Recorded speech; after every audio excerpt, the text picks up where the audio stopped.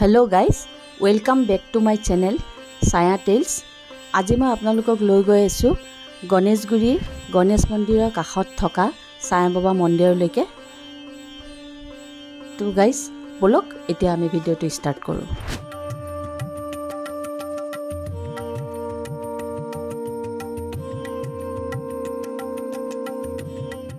মই গৈ আছোঁ এতিয়া ছায়া বাবা মন্দিৰৰ ভিতৰলৈকে। এয়া মেইন গেট। এতিয়া মই ওপৰলৈকে গৈ আছোঁ। ছাইডত এইবোৰ মন্দিৰ আছে, এইফালেও আছে আপোনাৰ মন্দিৰ।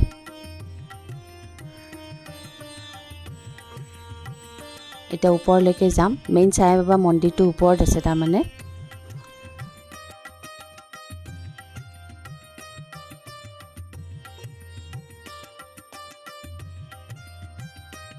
ওপৰলৈকে গৈ আছোঁ মই। আজি অৱশ্যে সিদিনাখন মানুহ অৱশ্যে কম আছে,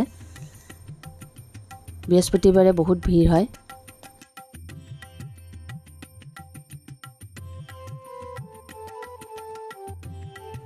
এয়া মন্দিৰটোৰ গোটেই চাৰু চাইডটো।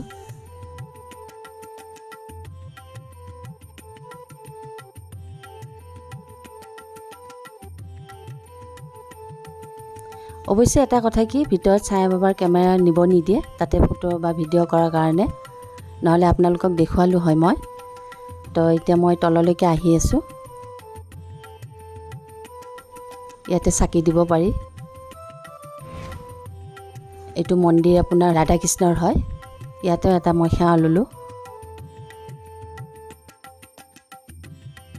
এইফালে আৰু এটা ছাইডত মন্দিৰ আছে, সেইটো আপোনাৰ শিৱৰ আৰু হনুমানৰ।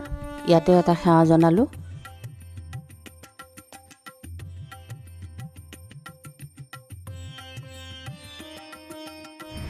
এয়া ভোগ দিয়াৰ জেগালৈ গৈছোঁ মই, য'ত নেকি ছায়া বাবাৰ ভোগ বিতৰণ কৰে। এয়া ভোগ লৈ আহিছোঁ মই।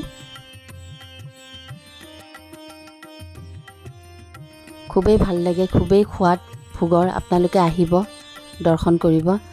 তো ভোগ খাই মই এতিয়া তললৈকে আহিলোঁ। তো আজিলৈকে ভিডিঅ'টো চাই কেনেকুৱা পালে মোক জনাব।